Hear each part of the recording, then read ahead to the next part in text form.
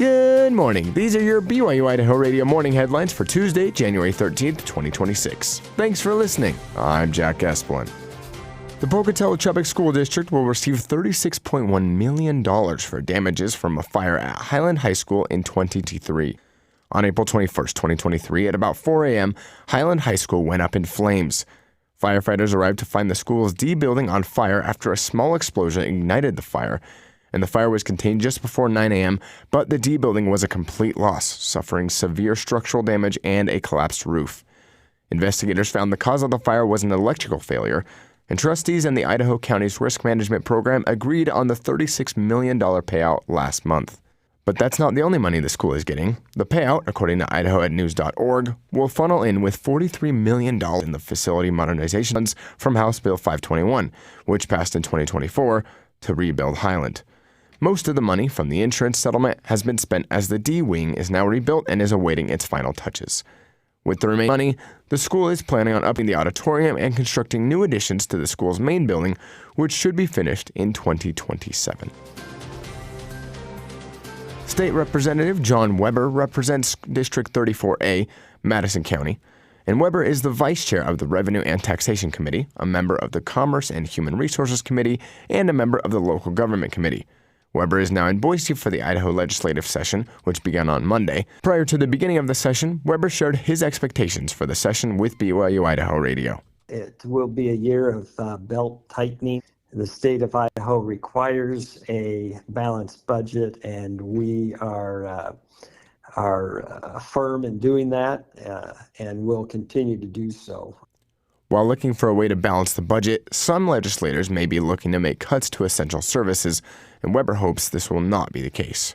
Law enforcement, emergency services, our roads and bridges, our water and sewer systems, there's things like that that are absolutely essential to the safety and the growth of our communities and our state. I certainly would hope that that is not on the table when we start looking at cuts. Despite the intimidation of balancing the state budget, Weber takes pleasure in the work he has been elected to do. I always enjoy coming back to session to first do the work of the people, come back and meet as a legislature that can get the work done. The Idaho legislative session began Monday with Governor Brad Little's State of the State and Budget Address, and you can watch it on the Idaho Public Television website. After a couple of stellar performances last week, BYU's Tater Tot King, Richie Saunders, has been named the Big 12 Player of the Week. The 6'5" senior, in the 2 wins over Arizona State and Utah, averaged 27.5 points and 11 rebounds per game while shooting 66% from the field, 53% from 3, and 75% from the free throw line. This is the first time this season Saunders has been named Big 12 Player of the Week and the third time in his career.